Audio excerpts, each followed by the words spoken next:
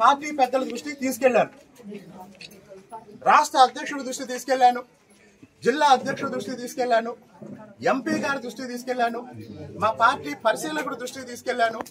అయినా సరే ఇంకో విషయం, ఇదే రమేష్ రెడ్డి తండాల్లో 320 మరుగుదొడ్లు కట్టించినట్టు ఒక్క మరుగుదొడ్డు కూడా కట్టించకుండా 320 మరుగుదొడ్లు కట్టించినట్టు బిల్స్ తీసుకున్నాడు.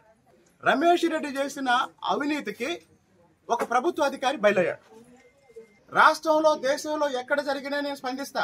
అలాంటిది నా నియోజకవర్గంలో జరిగిన తర్వాత నేను స్పందించకపోతే, బాధితులకి న్యాయం జరగకపోతే నేను ఎమ్మెల్యేగా ఎందుకు ఉండాలి? ఉండవల్ల ప్రయోజనం ఏంటి? కాబట్టి మీ అందరికీ చెప్తున్నానమ్మా, 10 రోజుల నుంచి మౌనంగా ఉన్నా. నేనే అందరికీ చెప్తున్నా, పార్టీ దృష్టిలో పెట్టాం, నాయకులకు చెప్పాం, చర్య తీసుకుంటారు, కాస్త ఓపిక పట్టండి. నేను వ్యక్తిగత స్థాయిలో స్పందించడానికి నాకు నిమిషం పట్టింది.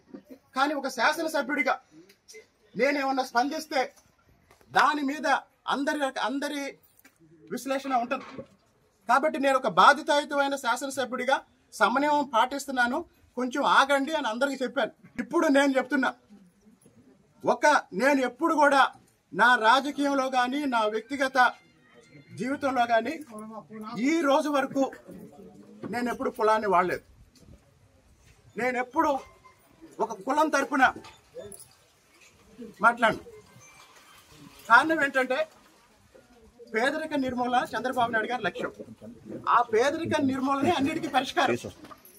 ఇంత దారుణం చేసిన రమేష్ రెడ్డి మీద పార్టీ నాయకత్వం చర్యలు తీసుకోకపోతే 48 గంటల తర్వాత నేను రాజీనామా చేస్తాను.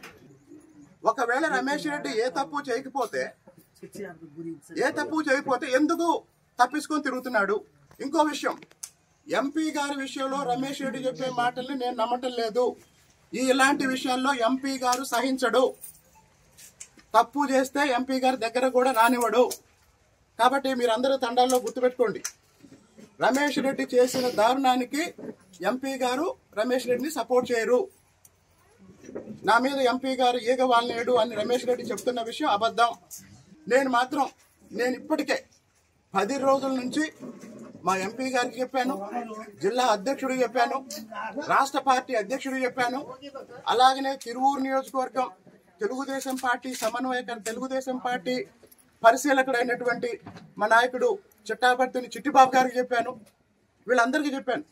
అయినా ఇంతవరకు ఎట్లాంటి యాక్షన్ తీసుకోలేదు.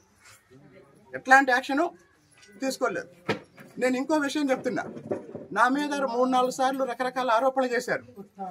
దేని మీదైనా సాక్ష్యం ఉందా? బయట కూర్చొని తిరువూరు నియోజకవర్గం గురించి, కొలిగిపూడి శ్రీనివాసరావు గురించి మీడియాలో మాట్లాడే వాళ్ళందరికీ నేను ఓపెన్ ఛాలెంజ్, మీరు చెప్పిన టైము, మీరు చెప్పిన డేటు తిరువూరులో ఎక్కడైనా సరే ఒక పబ్లిక్ డిబేట్ పెట్టండి, నేను వస్తా.